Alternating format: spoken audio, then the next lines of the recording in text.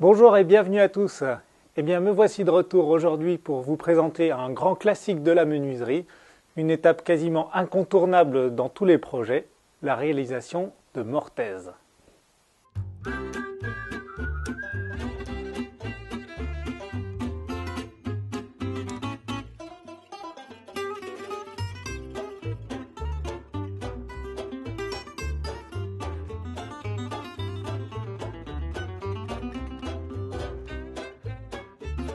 Une mortaise, comme vous le savez tous, c'est le nom qu'on donne au trou qu'on fait dans une pièce de bois qui, associé à un tenon et un petit peu de colle, va nous permettre de réaliser un assemblage très solide entre les deux morceaux.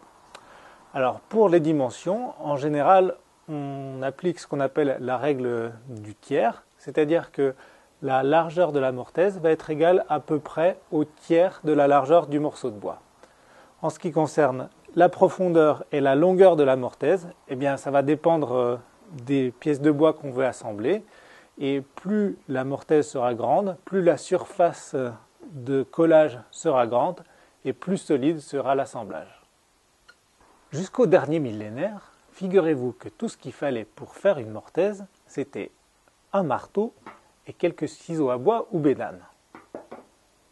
On marquait les contours de la mortaise avec un trusquin.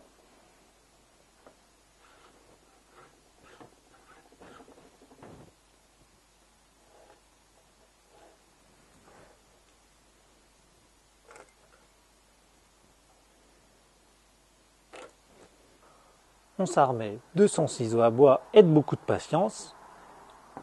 Et on attaquait. Ah, c'était le bon temps. Bon, c'est pas vraiment qu'ils aimaient ça, c'est plutôt qu'ils n'avaient pas le choix. Nous, on vit au XXIe siècle et on n'a plus le temps de rien. Mais bon, on bénéficie de l'invention de l'électricité, d'Internet et des machines électriques.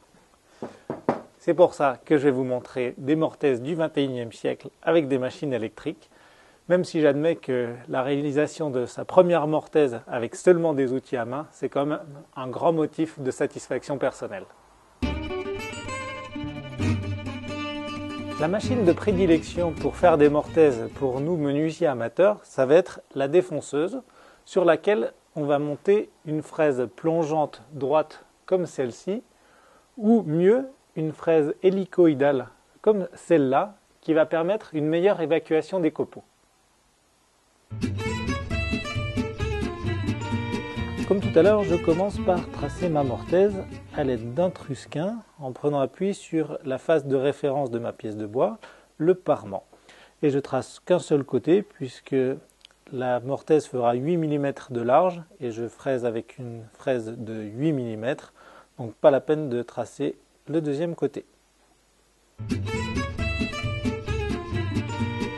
Pour creuser cette mortaise à l'aide de la défonceuse en toute sécurité, on va d'abord se pencher sur la surface d'appui. En effet, ici, c'est tout de même assez étroit et la machine va avoir tendance à basculer d'un côté ou de l'autre. C'est pour ça que j'utilise souvent des petites cales de la même épaisseur que ma pièce de bois pour augmenter la surface d'appui. Vous remarquerez aussi que je laisse un petit peu dépasser mes cales de l'extrémité de ma pièce de bois pour éviter que la défonceuse ne bascule quand j'arrive au bout de ma mortaise. Si la mortaise ne se situe pas à l'extrémité de la pièce de bois, on peut également se satisfaire de l'utilisation de deux guides parallèles qui vont venir prendre en sandwich notre pièce de bois et ainsi éviter le basculement de la défonceuse. Dans les deux cas, il va falloir sécuriser notre pièce de bois sur l'établi, soit à l'aide de ce système-là, soit à l'aide d'un étau, d'une presse parisienne, peu importe, du moment que ça ne bouge pas et qu'on a la place de déplacer le guide parallèle le long de la pièce de bois pour réaliser la mortaise. Concernant la position du guide, de ce côté-ci ou de ce côté-là, j'ai fait un article que vous pouvez consulter sur le site internet et en résumé, si j'usine ma mortaise de ma droite vers ma gauche, le guide va devoir être positionné le plus loin de moi de façon à ce que la défonceuse ait toujours tendance à plaquer le guide contre la pièce de bois.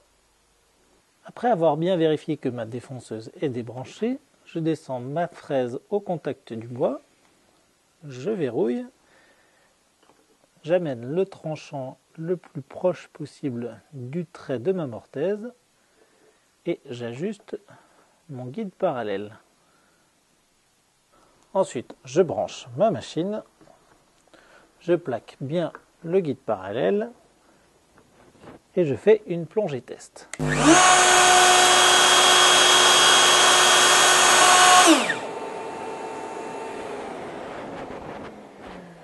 Si vous n'avez pas la chance de tomber tout de suite pile poil sur le bon réglage, eh bien pas de souci, soit vous disposez d'un dispositif de réglage micrométrique, auquel cas c'est super facile de compenser l'écart, soit vous n'en avez pas et c'est facile aussi, grâce à cette petite astuce que je vous donne.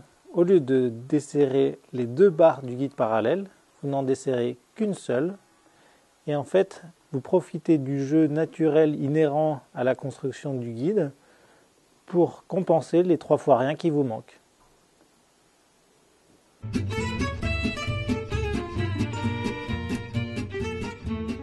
Pour régler la largeur de la mortaise, eh bien, on dispose notre fraise d'un côté de la mortaise, on fait une petite marque ici, on déplace la défonceuse jusqu'à l'autre côté de la mortaise et on fait une marque soit de ce côté-là, soit de ce côté-là, avec une préférence pour ce côté-ci, parce que ça nous permet d'estimer facilement la distance qu'il nous reste à parcourir.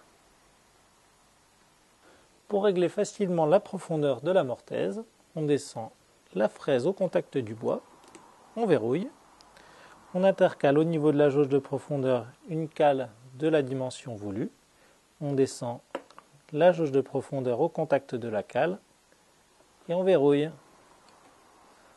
Comme ça, on est sûr que la profondeur voulue sera très précise. Alors c'est sûr que ça fait pas mal de réglages, mais vous verrez qu'une fois qu'on a l'habitude, ça va assez vite, et d'autant plus vite que je vais vous montrer tout à l'heure un petit gabarit qui accélère beaucoup le processus. Maintenant, on met son casque anti-bruit, on branche l'aspirateur, l'électricité, et c'est parti!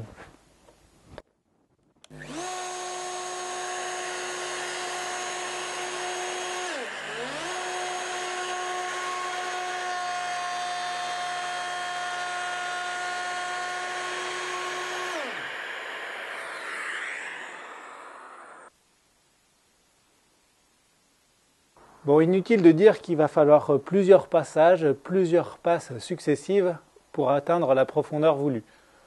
Mais bon, ça va mieux en le disant. Et maintenant, me direz-vous? Non, pas d'inquiétude, c'est au tour de l'assistant d'être en vacances. Donc maintenant, me direz-vous, comment est-ce qu'on fait quand on a un petit diamètre de fraise et qu'on veut une grosse mortaise? Eh bien en fait, c'est exactement le même procédé, sauf qu'on va tracer les deux côtés de la mortaise, qu'on va défoncer le premier côté le plus proche du guide de la façon qu'on a exposé tout à l'heure, et puis on va procéder à un deuxième réglage en écartant la défonceuse du guide parallèle, et puis on va agrandir la mortaise en faisant un deuxième passage.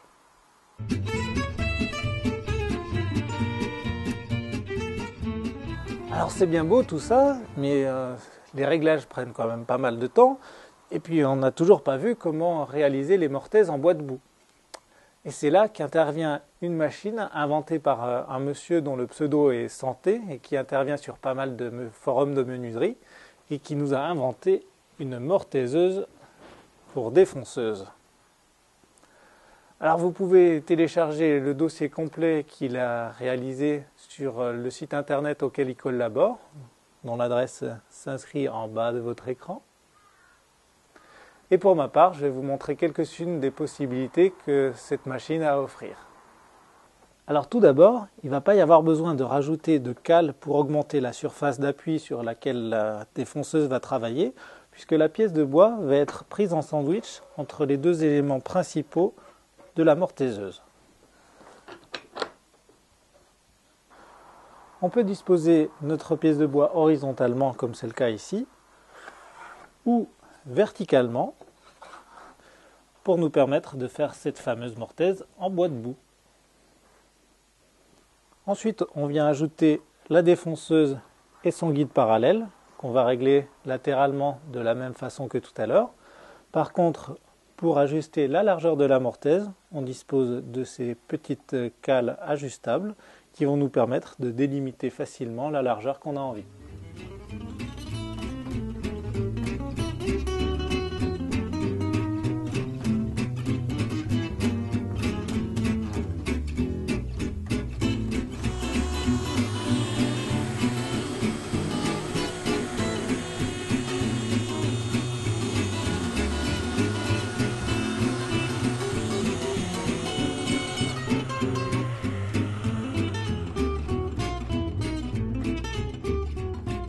Vous voyez que cette super invention permet vraiment d'accélérer le processus de mortaisage classique, surtout si vous avez une série à réaliser, permet le mortaisage en bois de boue super facilement, et pour peu qu'on utilise un gabarit pour avoir toujours la même taille de mortaise, permet l'utilisation de faux tenons et ainsi l'obtention d'assemblage sans aucun problème d'affleurement. Alors je suis vraiment un grand fan de l'assemblage à faux tenons. Je ne vais pas exposer toutes les raisons ici parce que je les ai déjà écrites dans un article que vous pourrez facilement consulter sur le site internet.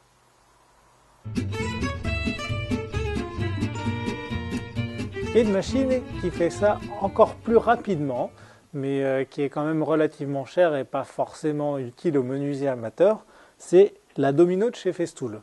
Alors ils réutilisent le principe du faux tenon, sauf qu'ils appellent ça des dominos.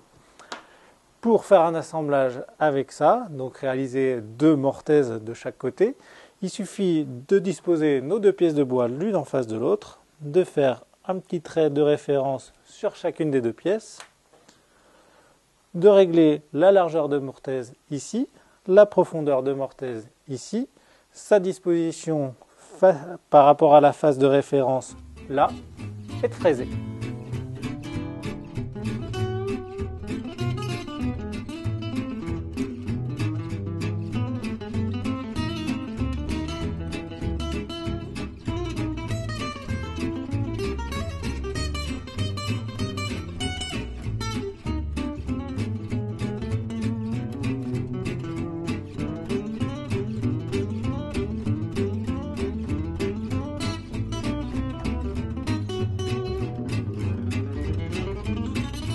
Alors voilà, c'est les différentes techniques que j'utilise pour faire des mortaises. Il y en a encore bien d'autres, notamment avec l'utilisation de mortaiseuses à bédane carrée qui font des mortaises avec de jolis angles droits dans les coins qui permettent ainsi d'éviter d'équarrir la mortaise ou d'arrondir le tenon quand on fait un assemblage classique tenon-mortaise. Il y a aussi la monstrueuse mortaiseuse à chaîne qui fait de grosses mortaises, mais c'est plutôt pour la charpente. Et puis il y en a encore bien d'autres, mais de toute façon, comme je le disais au début de l'émission, on utilisera plutôt la défonceuse. Voilà, et bien merci d'avoir regardé cette émission et à bientôt.